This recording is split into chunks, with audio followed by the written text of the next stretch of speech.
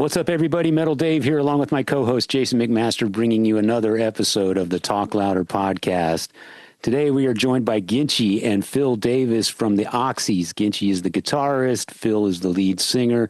The Oxys are a local Austin-based punk rock band, been around for going on 5 years. And in the short span of 3 years, they've released 3 albums and have a 4th on the way. We're here today to talk about the upcoming 3rd album called Casting Pearls Before Swine. It comes out September 19th on Cleopatra Records. And man, the guys are, as you would say, Jason, the guys are juicy. They are just cranking out records, cranking out songs. They're playing live quite a bit. We didn't even mention their live show. And as someone who's seen them a number of times, they are awesome live. They're just explosive. I can tell that. I've never seen them live, but the clips that I've seen, they're kind of off the chain. It's some high energy shit going on. Totally. So. I mean, you can kind of, when you can tell from a still photo that the band is rocking, that tells you all you need to know. Yeah, there you go. That's that picture telling 1,000 words, isn't it? So they're not. They're a dust cloud. They're not. They're punk rock dust cloud. Yeah, they're kicking it up. They're not. There's nothing. Not a wallflower in that band. Nothing's nailed down when they walk in. So yeah, exactly. That's the first thing we talked about today in this episode is, I say juicy. That's something that if you know me, you've heard me say that, and it talks about when you're your influences are working and they're all floating around in the room, and they just kind of start making sense, and you're in creative mode. And these guys seem to be just never ending in that. You know what I mean?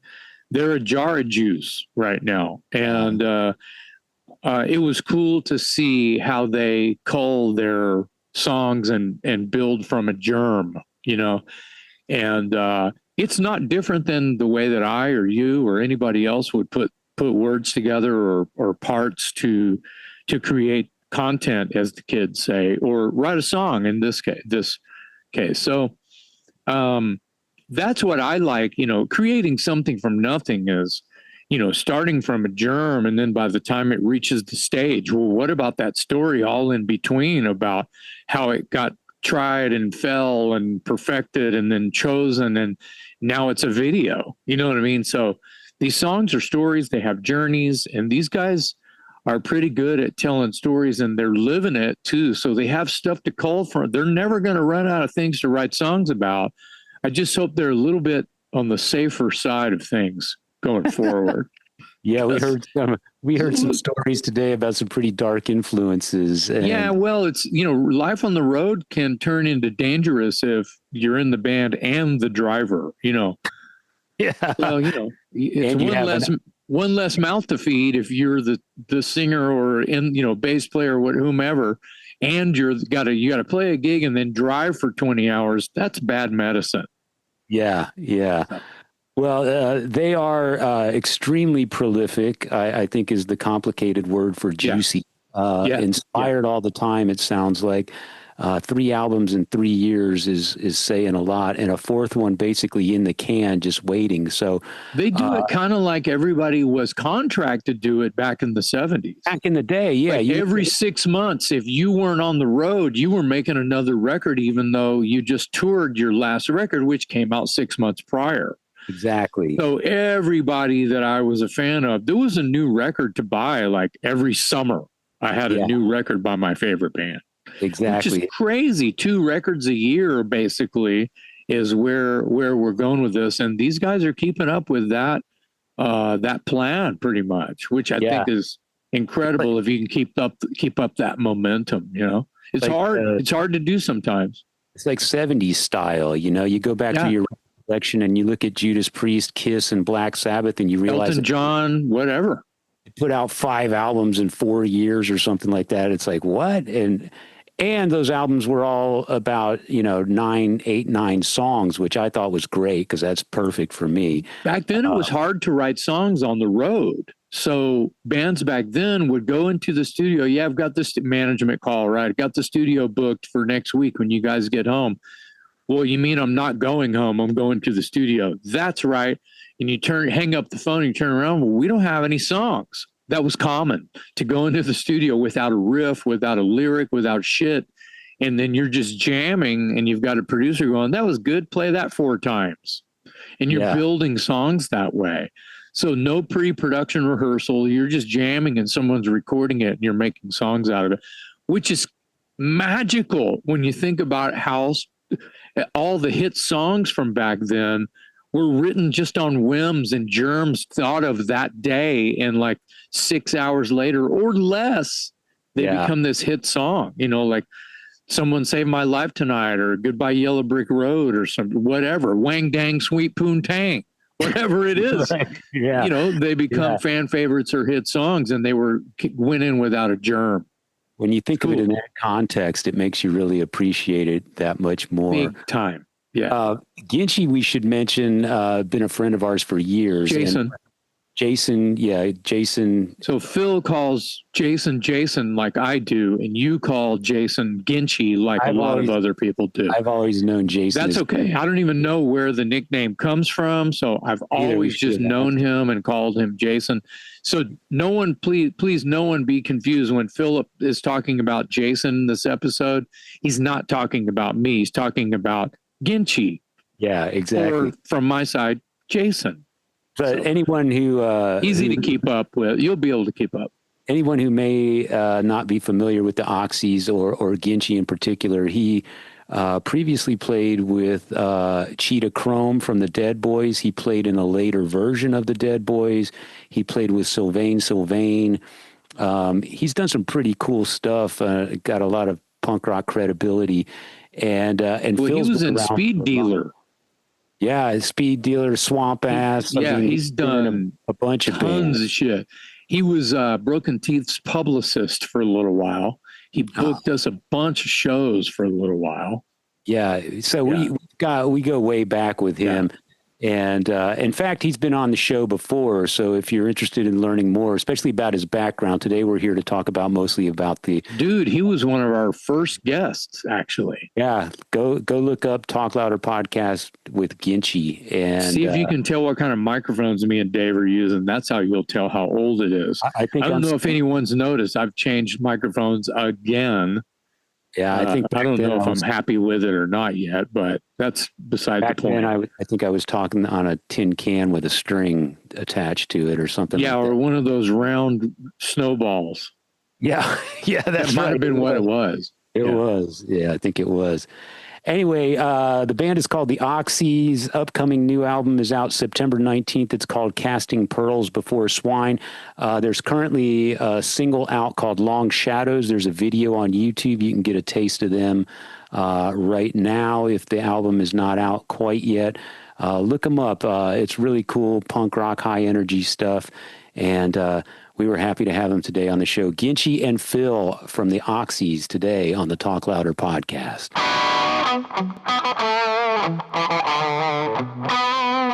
You guys are on the verge of releasing your third album. Comes out September 19th. It's called Casting Pearls Before Swine.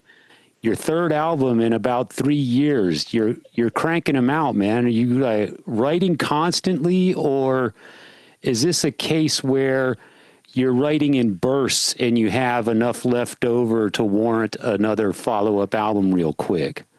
Well, if I told you our fourth album is almost done, you might not believe me, but it is. I think he's saying he does believe it. You're churning them out like it's a...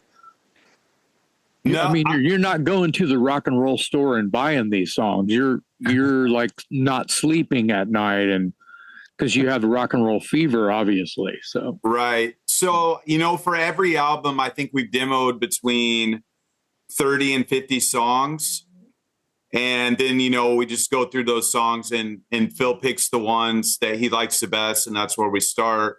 Then when we get those done, we see what sequences well on the album. If we don't like one, we'll switch it out for another one. And generally, when we do the records, I don't like to go back into those old songs and pull from them. Like when I start a fresh session, I like to start fresh. I have a question for Phil. When you Where are you getting these songs from? Directly from Jason, or is it sent to you in like a Dropbox folder and you cull through them before you write, or decide this one I'm automatically juicy on, I'm already singing something, I got something to throw on it. And then my question is simple. What do you think it is about this song opposed to that song that gets rejected, that, because sometimes as a lyricist, singer, creator, you don't know what you're pressing. Here goes nothing. You press play on something and you hope to be inspired, and then you're not. And then I know this is probably not the case because you guys are churning it all out. But sometimes the other bandmates who wrote all the shit, they'll send you 50 tunes and you'll come back with 8. What about the rest of them? And they get butthurt. Sometimes they don't give a shit. I'm going to guess the latter in your case. What are you looking for when you hear something? What is it that makes you go, oh yeah, and jump in? So there's a bunch of the pieces to it, right? Jason will typically send me a bunch of songs as they come up. Sometimes it'll come in 2 or 3 bursts. Sometimes it'll just sort of filter out through the time. And generally, I write all the time. I'll be watching the TV show or in the conversation, and somebody will say something, and I'll go, "Oh, that's really interesting," and I'll just make a note of that. And then it just gets filed away, and I don't think about it again. And then Jason will send me a song and I'll be listening to it in the car. And that's sort of the best for me, is to listen to it in the car as I'm driving and just on loop. And then the words will just start happening sometimes. And from that, I'll build a song, or I'll go back and I'll pull from one of those. I have a whole list of just like phrases that I liked. And then I'll start pulling from that and then start building around that. A lot of times, though, we get songs that we love, we like, we've got a good hook, we feel like it's a good song, and it just isn't there. And then Jason will come back and say, well, I don't like the lyrics here, or let me change the bridge and let me do something in the pre-chorus. And then we'll push that. And it's still just, you just try and you try and you try. And eventually you just have to throw up your hands and say, okay, that one's not going to happen. And you have to just let it die. And your method is verbatim my life. Little pieces of paper everywhere, and movies, books, TV. I'm not a big reader. I'm working on that, but your method is like same. Yeah, I mean, it's exactly the way it works. I saw a TED Talk one time, and there was some it was the person, I don't remember who it was or what it was that she wrote. Anyway, she was telling a story about Tom Waits and how he would hear a song while he's driving, and he would go, screw you, this is not the time. Go bother somebody else. And he would just have to let that song go, no matter how great it was, because you never remember it, right? You're always there like, oh yeah, I'll remember this. You wake up in the middle of the night, you're like, oh yeah, I'll remember this tomorrow morning. Gone. I love that's somebody else's song now. Let that go on. I love the confessions of a songwriter, which is kind of what we're talking about here, because I've been there, time and time again, where you feel like you've got this hook and you've even got the harmonies and you've got this whole thing, and you get it in a band situation, like you have demo-itis of a different sort, like that you record a version of it and it's pretty badass. Then you try it as a band and you play it live and it doesn't really have any magic. It's not really doing what it's really kind of supposed to do. And then if you're in a situation where there's a team sort of, I hate to say, above you who's culling everything. Nope, this song's not going to, we love that one. And it's the fucking redheaded stepchild you just put on there last minute, and they love the song that you hate. And so that's the single or the video or whatever. And you guys go into it with a bad attitude, and, nobody means any harm. A lot of my favorite people have said, be careful. You're gonna be known by the shit you don't like, or this accident that you just, I just wrote this thing. I don't really think it. Yeah, that's the one. Oh, really? God damn it. I have to say, I haven't had that feeling with any of the songs. That's good. There are certainly songs that we haven't recorded that, either Jason liked or I liked, and it just didn't fit the flow of the album. It wasn't that they were bad songs, and we both really still like them, and we've tried to bring them back to another record. But Jason's so good at putting together the order of the songs that go on a record in the order of a record. And, growing up in the 70s and 80s, that's the way I know music. It's planned out from the first song to the last song on side one. And then you flip, and then you hear the progression. And hits and greatest hits are great. They're greatest hits. But I want to hear it the way it was intended to be played to me. Yeah, that's an important distinction. Don't change the song order on Power Age or Aerosmith Rocks. Please do not change the song order on those records, because they're hitting you in the order that I feel like somebody somewhere in the chain had figured out. Yeah. And it doesn't surprise me that Jason has that figured out before he even thinks he does. Well, you guys are amazing. And you said asking me what I was looking for in a song, and be careful. I'll try to monopolize. So just cut me off. But what I look for in a song from Jason is his guitar solos are so pared down to what's necessary for the song to carry it forward. And they're unique, and they're interesting, and they're memorable. And these are the things that capture me and inspire me.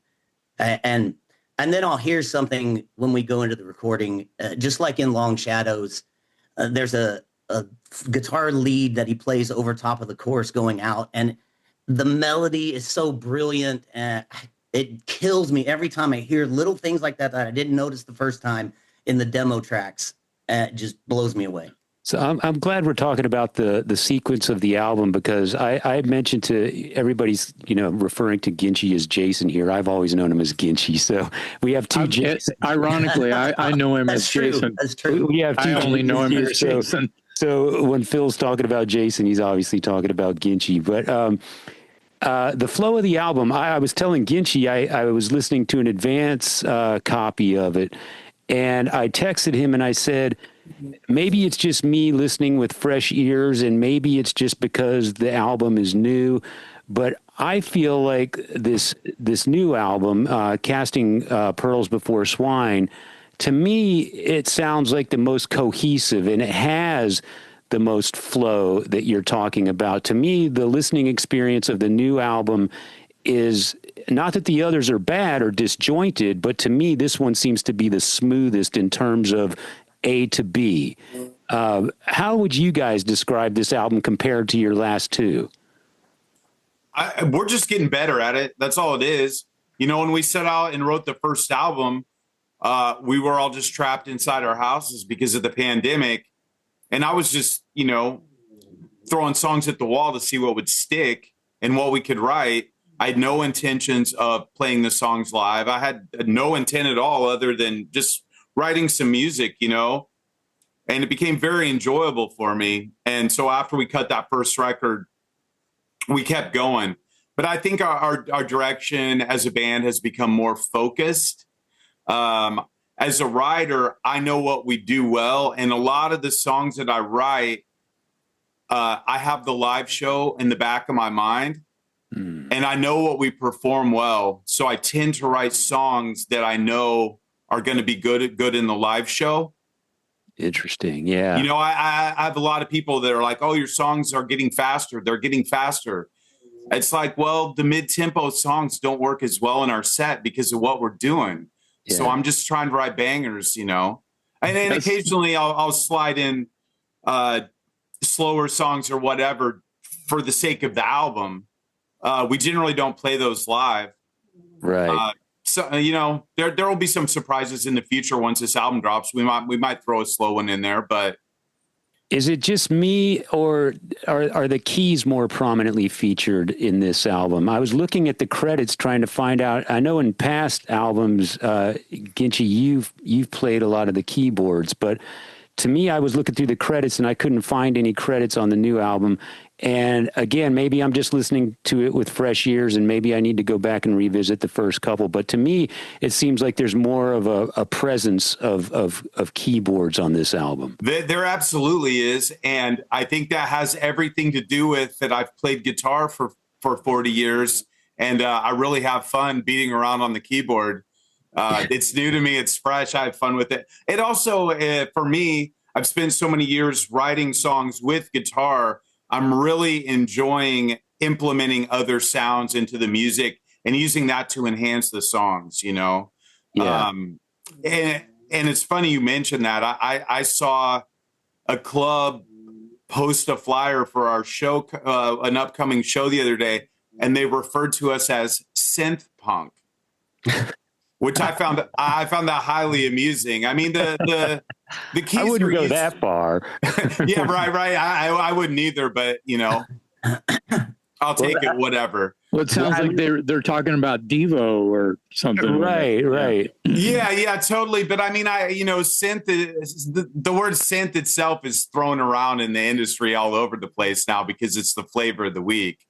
I think, and then that's why we get it. But I mean, mainly when I'm writing songs, you know, again, I'm just using the keys, whether it's a Farfisa, whether it's a B3, whether it's a Rhodes. I'm just using that to enhance the songs. Yeah. I think, you know, maybe it's because they're so prominently featured in Poison Apple, the lead track. So my ears are already adjusted to it, and I'm listening for it, and I'm hearing it. And I love that song. I think it's a great opening track for the album. What? So there was a mention in the press release, Phil, about one of the songs is somehow related to your uncle or something, and it was described as a true crime sort of story. It is, and it's funny. I didn't really know this story growing up, and only it came to light recently in talking to some cousins. And so it as it turns out, my great uncle via marriage, so not a blood relative, but a relative. So my great uncle, my uncle's uncle, was known as the Butcher of Elmendorf, and was reportedly, that they don't know the real number, but from 2 to 25 ladies. He owned a bar and had alligators in a pond, and on Friday and Saturday nights, they would toss any, stray animals. People would bring stray animals and feed them to the alligators. And my uncle would tell the story of being around the alligator pit, but I obviously didn't know the history of that. And so, these women he would pick up from the bus station, and he would hire them to work as cocktail waitresses in the bar, and then they would, they would move on, we'll say. He only ever admitted to killing 2 people, a girlfriend and his wife. And then they went to arrest him, and he shot himself before they could arrest him. Holy crap. Yeah. Wow. So it's a crazy story. And the rest of the album sort of dealt with these sort of darker tones and like the compulsions that drive us. And it just sort of fit really well with what we were thinking about at the time. With some of the other sort of killer songs, killer in theme. Yeah. He also killer too. So that song, the song we're talking about, I'm assuming is Eaten Alive. Yeah, correct. Yeah, Eaten Alive. So then that begs the question, who is Mr. Softy? Because there's another song called Jason can fill you in on the Mr. Softy story. Just as a side note, Eaten Alive, also a movie by Toby Hooper, loosely based on the Joe Ball story as well. So really? Okay. Yeah, it all comes full circle, and it's very strange. And my uncle was also a taxidermist, and his son, my cousin, was a mortician. So there's something in there. I'm just saying. Wow. So even though not by marriage, you might have the butcher's blood laying around somewhere in your DNA. Well, let's not talk about my mom's side of the family. That's a whole other can of worms. That's a Wow. whole other Well, you song. save that for the next album, right? Yeah, exactly. So who's Mr. Softy? So Mr. Softy, I wrote the lyrics. I wrote that whole song, and it's kind of like back to this true crime thing. I was watching the Iceman documentary, which is the Mafia Hitman, the big one out on the East Coast. And when he was in court on trial, he came out and put forth some real bizarre testimony. He said that he learned to kill from a guy in New Jersey who drove a Mr. Softy truck, an ice cream delivery truck. Yeah. He basically said somehow he had linked up with this Mr. Softy truck driver and learned that he was a serial killer, and that the ice cream truck driver was teaching him how to kill and get away with it. You guys really into some dark stuff on this album. Yeah. But I found the story about the ice cream truck guy even more fascinating than the Iceman himself. I'm like, they never caught this ice cream truck driver, but he allegedly existed. Wow. Yeah, Well, he sounded like he was the big daddy to the Iceman. Yeah, exactly. That's how he made it sound in court. And the testimony was just so bizarre because he had no reason to even throw this out in court. It was just like, he was doing it for his book or something. I don't know. Wow. So I wrote a song about the ice cream truck driver. See, this goes back to, this is full circle back to, reading or hearing or, catch a phrase somewhere and write it down and then go, dude, that's going to work, that tickles my brain in a way where Mr. Softy's going to show up somewhere. Yeah. Right. Yeah. Love it. The first single, I think it's the first single, one of the singles off the new album is Long Shadows. And you guys have a video that's out for it. Tell me a little bit about that song and maybe more specifically about the video, because I was looking at it and it looks like it's a performance video, but I don't recognize the venue. Did you shoot that somewhere on the road, or tell us a little bit about that? We shot footage at Liars Club in Chicago, and then we played a Spaghetti Fest in Atlanta, and the other portion of it was shot at the Star Bar in Atlanta. Ah, the Star Bar. I've spent a couple nights there. Yeah, that one. Yeah. That was a good time. Yeah. Atlanta. I was in Atlanta on a business trip one time, and Supergroup happened to be playing at the Star Bar. So I went down there to hang out with those guys. That was a fun night. And I don't think much business got done the next day. That's beside the point. So Long Shadows, that's exactly, again, it's the methodology, right? I'm watching the movie The House That Jack Built about a serial killer, right? Matt Dillon plays a serial killer, and he's talking to a therapist, and he's describing the compulsion he feels as being like a man walking under a street lamp. And at its zenith, the shadow is the densest, but it's the smallest.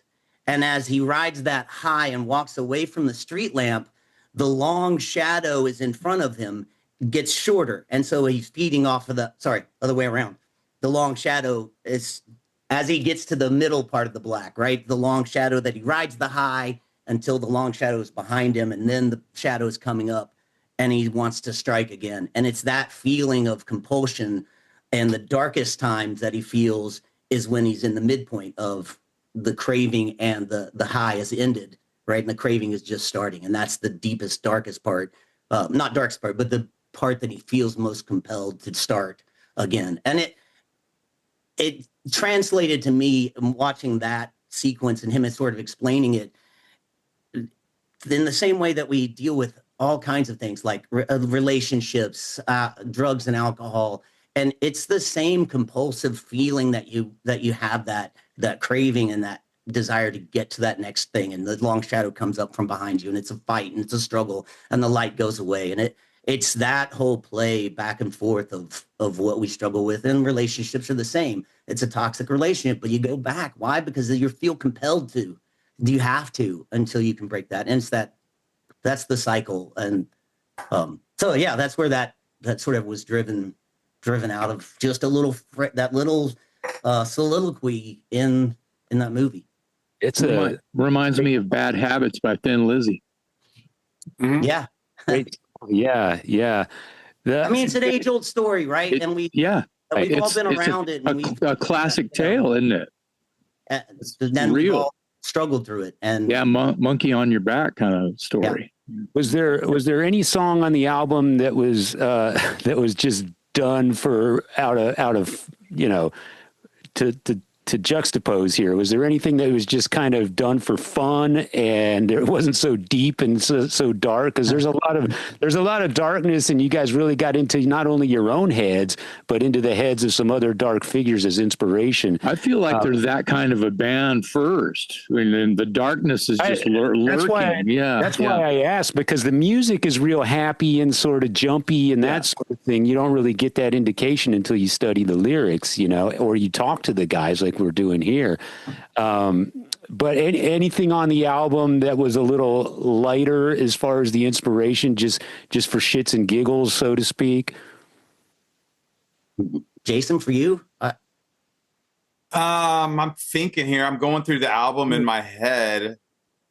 I mean, the song, one of the singles we're going to release is Idiot Box. Yeah, I was going to go there because to me, that's the one that sounds like maybe you're just poking fun at society or the news or something like that. Yeah. I mean, that's exactly what that's about. Everyone with their heads buried in their phones, and you'll be in a social setting where there's something going on that should be commanding everyone's attention.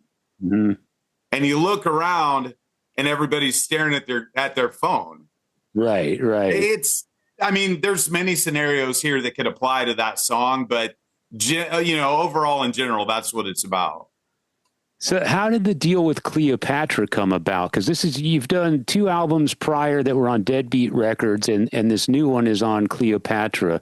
I'm curious to know how that relationship evolved. Well, Cleopatra Records is about a mile from my house, so I marched down to the office and talked to Brian. How about that for an answer? Yeah. Hey, here's my shit. Let's make a record.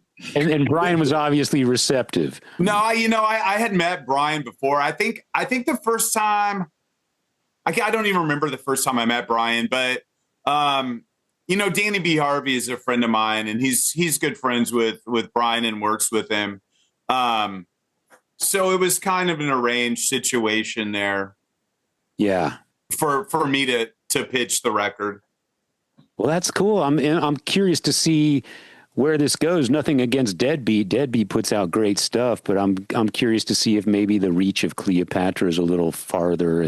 Yeah, Tom at Deadbeat is great. That guy's been running that label for 30 years. He has a massive mailing list. He's got a huge back catalog. And he was very helpful, really great. But as a band, we wanted to try to branch out, hit a different market, maybe appeal to a wider base. And I know Cleopatra's distribution is outstanding. So, there are just lots of positives there. And it was really the right step for the band, and it seemed to fit for us. So now we're label mates. Oh, yeah. There you go. And now we are label mates. Yes. Wow. All right. Split coming out soon. Yeah, I'm ready.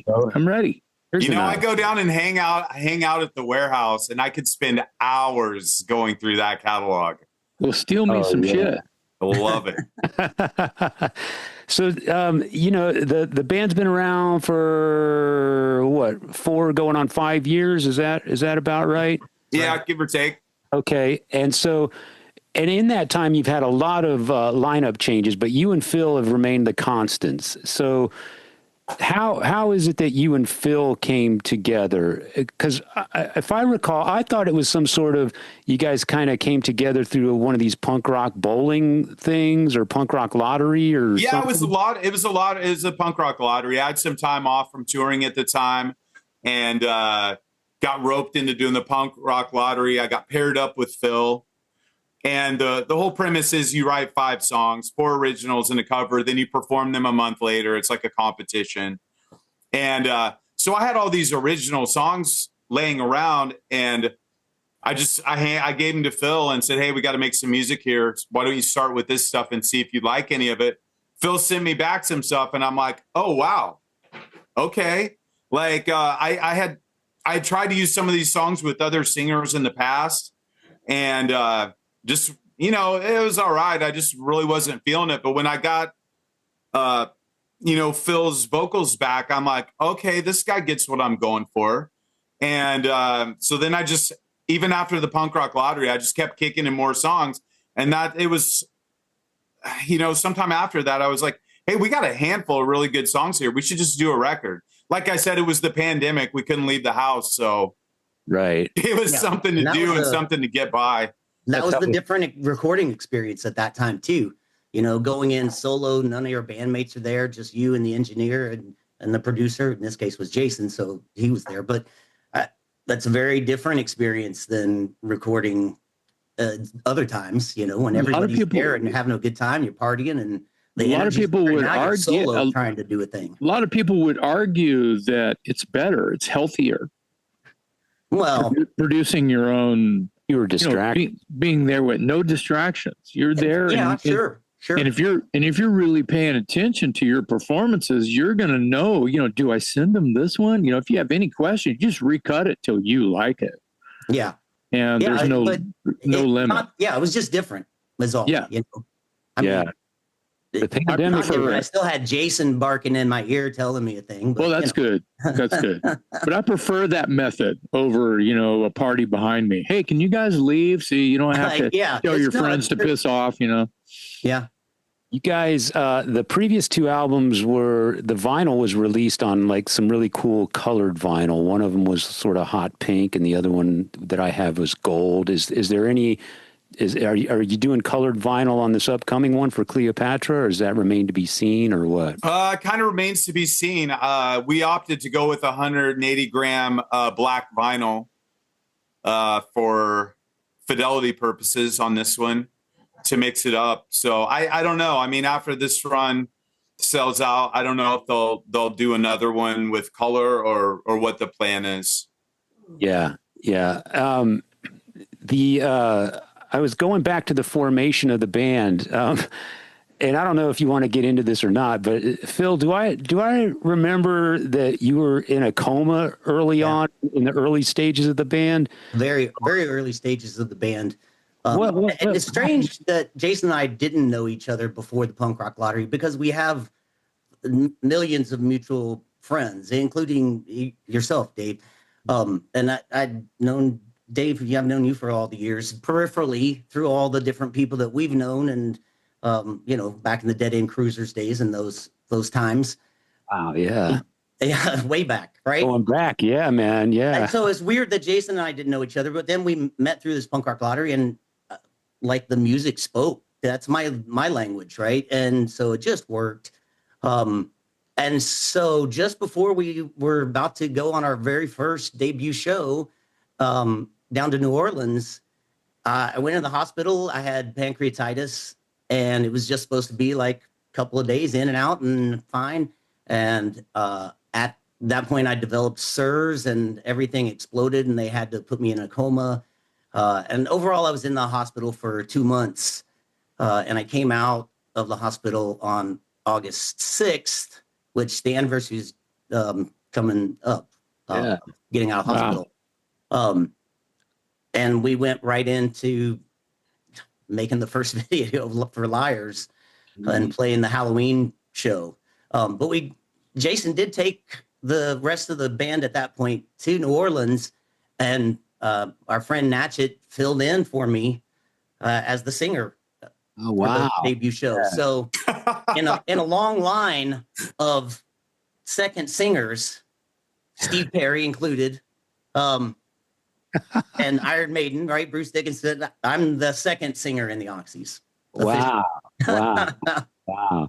Well, Iron Maiden has had quite a few singers, actually. If you look at the timeline, it's pretty wild. And Judas Priestess even had a few singers. But that's interesting. I had a weird question, not to go dark, not that we have already turned out the lights and lit 3 candles and looked to the sky and thrown black dust at each other, but that's where I live. So. Yeah, I get it. I love it. So you're in a coma. Do you recall anything? No. Dreams? Anything? No, I mean, on the bonus end of that side of it, going through all the delirium tremens from all the alcohol that precluded all of this. Oh, yeah. I was out of it. I wasn't conscious during any of that, so I sort of missed out, if you will, on all any hippie shit. On any hippie shit, you might end up on the other side. Spirituality. The Pink Floyd. No, I had no sort of I have none of that. No visions or little bits and pieces of memories. Yeah, getting tangled up in all of the wires that they hooked up to. They eventually had to restrain me, so I still have the restraints from the hospital. Far out. That's a song right there. Just as a reminder to myself how lucky I was. You're writing lyrics right now. I have a song called Wires, so nice. I haven't done anything with it yet. Wow, man. I'm sorry you went through all that. Are you may I ask are you sober now? Everything's good now? Yeah, I mean, sober's not the issue, really. The issue is alcohol in particular and what that does to my body. And right. So now I had the choice of you can continue to drink and be dead or not. So it's a pretty simple choice when it's binary. And I don't have any of the withdrawal symptoms or the cravings. And I feel lucky in that way. Yeah, and I also feel lucky that when it comes to alcohol, there's so many more options for folks now that you don't need to have it, right? It's not necessary to match all the things. Yeah. Well, it sounds like on this end of it, you've figured it out and you look good and you survived it and you're making rock and roll with Jason here. And that's the best part. Yeah. Yeah. It's been amazing. And I can't thank Jason enough. The first record, when we were writing it, I was going through a bitter divorce and was separate and alone. And that album was so cathartic for me to write. And now I'm able to explore other topics that have always interested me now that I've gotten most of that out. I mean, it's always there, right? That's thanks to Jason. Jason called me every day and we talked and he really helped me through all that. And then to throw you a bone, Dave, Ain't No Life was a set of Dave's lyrics that Jason had. And I didn't know this when we put it on the record. And so it was uncredited, unfortunately, for that first press. But that first verse was Dave's and it spoke so deeply to me at the time. And I remember recording it in the garage. I was staying with 2 friends of mine and I was going through all of that and recording the demo in the garage, and the Texas heat was bearing down, and just that song, the desperation that I could feel when Dave had written those set of lyrics, and it's all part of it. Yeah, I can tell it. I can tell by your description that it like hit home.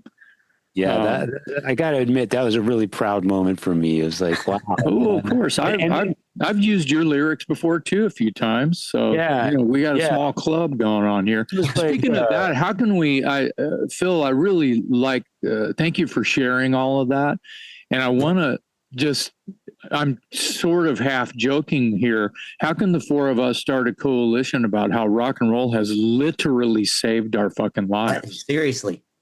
And it's people ask me about the Oxys, the name the Oxys, and I've had a few people say that they were turned off based on the name. It's bullshit. Yeah. And for me, Jason had thrown out the name and we thought this is great. This is the right way to go. But for me, having gone through the coma, the Oxys saved my life. in those instances. They That's what got they're me for, through actually. those times. Yeah. But this that play with the duality again, right? It has that darker side to it. And where do we find that balance of this is really helpful and helped me a lot and got me to this place? But you have the flip side of that, right? If all you have is the drug to be addicted to and not rock and roll for the balance, you're fucked. Right? Yeah. Yeah, right. It's about, it is definitely the balance and the middle way and all of the things that the Buddhists and the monks have been telling us. And the whole time. And we get it all through rock and roll too. Like, listening to the, like Love and Rockets, and listening to that sort of, it's simple as a flower. That's a complicated thing. Like it's all of those things that go through. And that's the way I write. And, I'll try to write story songs, but there's always something of me in that, in the telling of the story. You were asking about what the fun song was on the album. For me, Toe Tag Lovers was super fun to write. Yeah. It's sort of the Code Blue moment, if you will, but told in a sort of different perspective, a little bit. That was fun, and it was still an exploration of dark themes, but it'd still be fun about it. Sounds like a version of a side story to the sequel to Cold Ethel. Alice Cooper is Cold Ethel. Yeah, love it. What's the story behind? You guys recorded a cover of Journey's "Open Arms," and I've been trying to listen to that, and I don't know if it's because I don't have access to whatever platform it's on or some. Anyway, bottom line is I still haven't heard it, but I know you've recorded it, and I know it was released, I think, as part of a compilation or something. Yeah, it was a Valentine's Day comp for Cleopatra.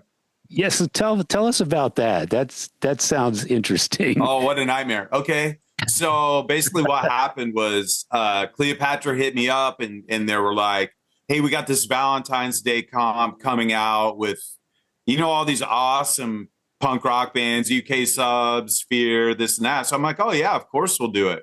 And at the time I thought, oh, this is great. I got the perfect song for this. I'm going to give them an Oxys song. It's going to be awesome. Then I get the follow-up information that's, oh yeah, well, you have to do a cover song. So I'm thinking, okay, well, we got some cover songs. We could do something. And then I get another one that says, okay, here's 100 songs to choose from. And they were by decade. There would be like 15 songs from the 50s, maybe 15 or 20 from the 60s, 70s, 80s, and on up to current times. And I'm laying in bed and I'm looking at this list and I'm going through. I start at the bottom and start going through and I'm listening to them. And it's like, Motown stuff in the 60s. And while I love all that stuff, I'm listening to it and I'm like, this probably isn't going to work for the Oxys. And I went through that entire list. And I mean, I didn't even really get into anything after 2000. But I'm just trying. There came a point where I'm just going through all these songs, laying in bed in my headphones, listening to the chord progressions, just listening to the chord progressions of the song, being like, what can I turn into an Oxys song? Right. Like what chord progression is going to lend itself to this band where I can do it our style? And man, it was slim pickings. And it basically came down to two songs, and the Journey song was one of them. At the end of the day, it was either Journey or the Police. Okay. Yeah. And I sat there and toyed around with them on my guitar. Of course, I get out of bed at 3 a.m. and run over to my computer and fire it up and pull my guitar out. And I'm like, okay, what riff's going to work here? And I was like, okay, I can do Open Arms. So we ended up doing it, and it was a lot of fun. Where can people hear this? I mean, it should be on Spotify or Apple Music or all the platforms that Cleopatra has their music on. Okay, I'm going to have to look again because I've been trying to hear that. What was the Police song you were considering?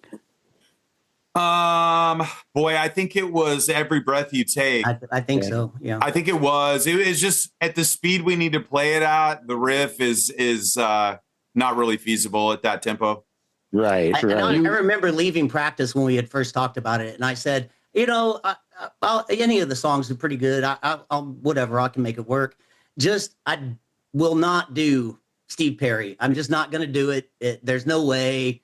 That's one of those, like, no, you don't do karaoke, Steve Perry. You don't do it. Like, that's one of the things, right? It's a rule.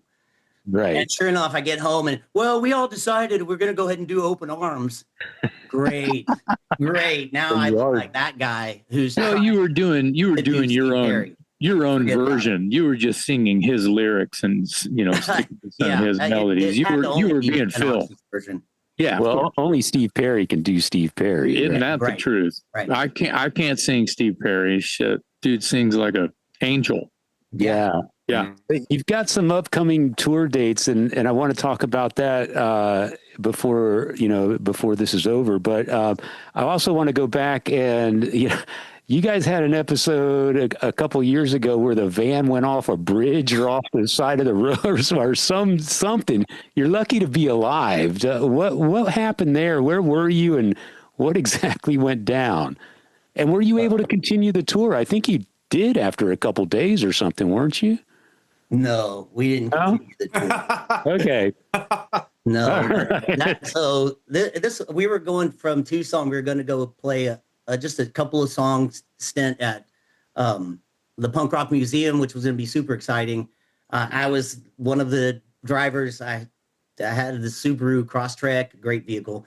Anyway, we're driving from Arizona to Las Vegas, and I'm looking at the map, and it's telling me to go this way, and there's all this construction, and I look up, and the road, there was a drop off, but the road looked as if it went onto this dirt road. And so I'm looking at the map, and it tells me to go straight, and the illusion was that it went just into a dirt road.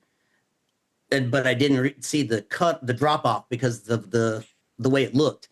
Right. Until it was way too late, and just Chevy chased it, vacation style. I mean, I think I caught air, right? At least 75. There's absolutely no way you didn't catch air. I pulled up, so I get a call, and I'm down at the scene, and I'm talking to the bass player. I'm like, I'm here. Where are you guys? Like, I don't see you anywhere. And he's like, dude, look for the orange vehicle out in the middle of the desert on your left. I turn my head and I look out, and I see his car just way out in the middle of nowhere, literally in the desert. I'm approaching the scene, and I'm like, how did this even happen? And we had a tote on top of that Subaru, and the items in that tote were 100 yards past the car. And the cliff I wouldn't say it was a cliff, but it was a 12-foot drop off. So there's no way he didn't catch a lot of air at the speed he was. Yeah, how fast were you going? It was a T, so it and there was a road closed sign, but it was down. There were also orange cones all the way down the road. But not right there, not in front of me, because that's where the sign should have been. But it was. How fast are you going when you fly off the edge of the road? Do you remember? So it had me exit the highway, so I was going maybe 50. Accounts in the car are different. Other accounts in the car said 70. Well, maybe. I mean, I was coming off the highway, so yeah, maybe. Okay, maybe we should. I got a big ticket out of it. Ooh. And still paying on it, or it's taken care of? The car was totaled, and yeah. Wow. So that's some Mad Max shit. You're in the desert and you floored it instead of hitting the brake, I may have landed it. But got your cronies with you. You're hold on to your asses. You know what I mean? It's like I'm thinking about 5 different movies. Only 2 of them are comedies. I tell you what it was really like. I felt like in midair we stopped, and the announcer came on and said, "Well, I wonder what these Duke boys are up to now." Right. That's where it was. Wow. Well, I'm glad you guys were all able to walk away from that. I remember hearing that news, and I thought to myself, "Oh my God, you're lucky to be alive." So the tour ended at that point. The tour ended at that point, and we were on tour with the Hangmen at the time. Ironically, Sing Your Hat. So we missed a couple shows on the tail end of that, like Whiskey, Alex's Bar in Long Beach, and some other ones. But the good news is we do have some makeup dates on the West Coast with the Hangmen coming up. Right. So we're super excited about that. We just got added to a couple of the Hangmen and the Joneses also on that bill. That's awesome. Which is super awesome because, you know, the Oxys don't cover a lot of songs, but we did a cover of "Fix Me" by the Joneses before. There was like a bonus track on one of the Deadbeat releases. So when are these dates coming up? So people can. Those dates are in October. Okay, all right. Like mid October. Yeah. This episode will be out well in advance of that, so people can look out for you guys. And it's all West Coast stuff? Those shows are West Coast. We have a run at the end of August that we're doing. We're going up to Tulsa for a punk rock flea market event and doing some shows there, Oklahoma City, Tyler, Texas, Dallas, Austin. And then we're going back up to further north in the Midwest at the end of September, October, where we're going to do, you know, Kansas City, St. Louis. We're playing in Chicago with Fear, and we're playing the Punk Rock Night annual awards show in Indianapolis. Melody Inn? Yes. And then we have an overnight drive. Ginchy from Supergroup called me the other day, and they have some event going on at Santos Bar in New Orleans on that Sunday. So we're going to make the overnight drive for that one. Wow. Awesome. I'm not driving. Yeah, I was going to say, let's be careful out there. I didn't even know the Joneses were still together. Have they been active this whole time, or is this sort of a reformation, or what? I don't know the whole story there. I've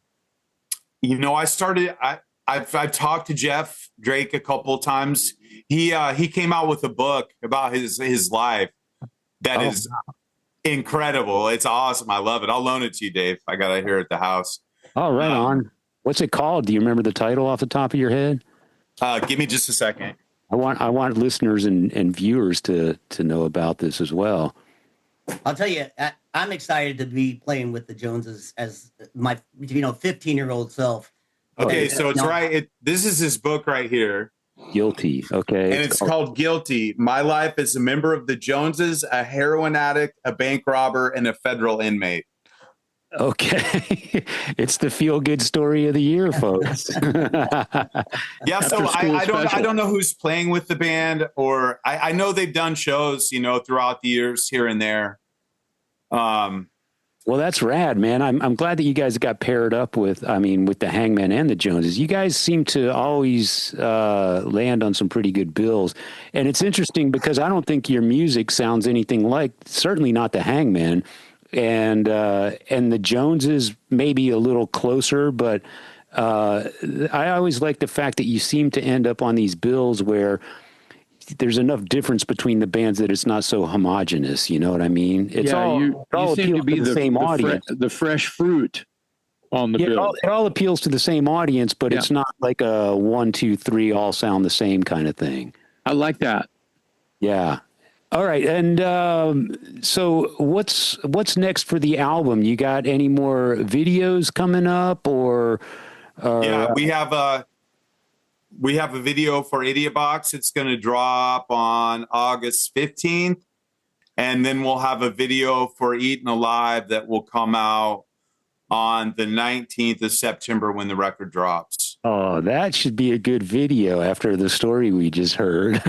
Well, fingers crossed. You got any alligators lined up for this video shoot? Not yet. Not yet. Maybe when we'll take a trip to find it. Yeah, right. I know the alligators were given away to the San Antonio Zoo, but alligators don't live quite that long, so they're long dead now at this point. Yeah, you could go down and visit them. Yeah. You could go to the SA Zoo and visit the actual alligators that ate the girlfriend and wife. Yeah. Allegedly. So sorry. Allegedly. This is a family program. Right. I was going to say you could go to Snake Farm and pretend, it's just down the road. But yeah, I don't know if they have an alligator that will move. Much less take one of your crossed fingers, you know. So Jason, M, we'll say. Yeah. I J-Mac. worked with Sarah at Sign Effects for a hot period, and so we have some mutual. Oh, wow. I mean, I worked there for years. I mean, this was 20 years ago, but like literally 20 years ago, I worked there. Wow. How long did you work there? I worked there for about 6-8 months. Yeah, and she did me the favor. I was out of work, and she really didn't need the help. Beth, you talking Beth? Yeah, Beth. Yeah. She didn't really need the help, but the other guy, and now I can't remember his name, was on vacation for 2 weeks. So she let me come in for the 2 weeks and then kept me on until I got other jobs. Like, yeah, really Beth is good people, man. Beth is good people, and it's a cool shop. It's a cool place to work, and so super fun. Yeah, I think I worked there off and on in a span of about 8 years. And at the time, I had some cool stuff going on. I was working at Sign Effects. I was working at South Austin Music, selling guitars and gear off the floor. I was also working at Encore Records on Anderson. Wow. So I had these 3 pretty cool, if I needed posters or, drum heads, or, if I needed anything plotted out of vinyl, I had connections all over. I was using my resources. And then I got the School of Rock Dig teaching, and then all that stuff the more students I got, more hours I got at the school, it took up all my time. And eventually all 3 of those jobs went to hell. But I'm still totally simpatico with all, Chuck's gone now, if y'all knew Chuck at Encore, but Encore is a good memory. We need more record stores. We need more record stores. We do need more record stores. Encore was great because, I remember Chuck was different. Bring in a keg of beer and put Broken Teeth on the stage, and it was like party at the record store. He was ready to put anyone up there just so he could have people in there. Chuck was kind of a lonely guy and loved to support live rock and roll. And so. Yeah, and you go there to see the band, and you walk out with 3 albums. It was a great. Yeah. It reminded me of the early Waterloo days when Waterloo was a shoebox south of the river. They had Metallica, Raven, they had Accept, they had all of the and this would have been early 80s on these bands' first tours. And you'd walk in the front door, and there'd be a baby pool full of ice and beer. Yeah. And they were not carding. So there's 17-year-old punk rock dudes coming in. Dude, they're doing another one of those headbanger things. I'm going to go get some beer. And everyone just hanging out and drinking beer inside the record store, spilling beer on vinyl and shit, and they were cool. I miss those days bad. Yeah, that's different Austin, for sure. Totally. Amen. That's a whole other episode, isn't it? Yeah. That's a whole other set of lyrics. Well, guys, we wish you all the luck with the new album. I love it. I've heard it. It sounds great. It drops September 19th. Everyone watching and listening, keep an eye out for it. It's called Casting Pearls Before Swine. It's from the Oxys. They'll be out on the road in the coming weeks and months, etc. Check them out on social media for tour dates and all that good stuff. On behalf of my co-host, Jason McMaster, I'm Metal Dave, with special thanks to our guests today, Ginchy and Phil from the Oxys on the Talk Louder podcast.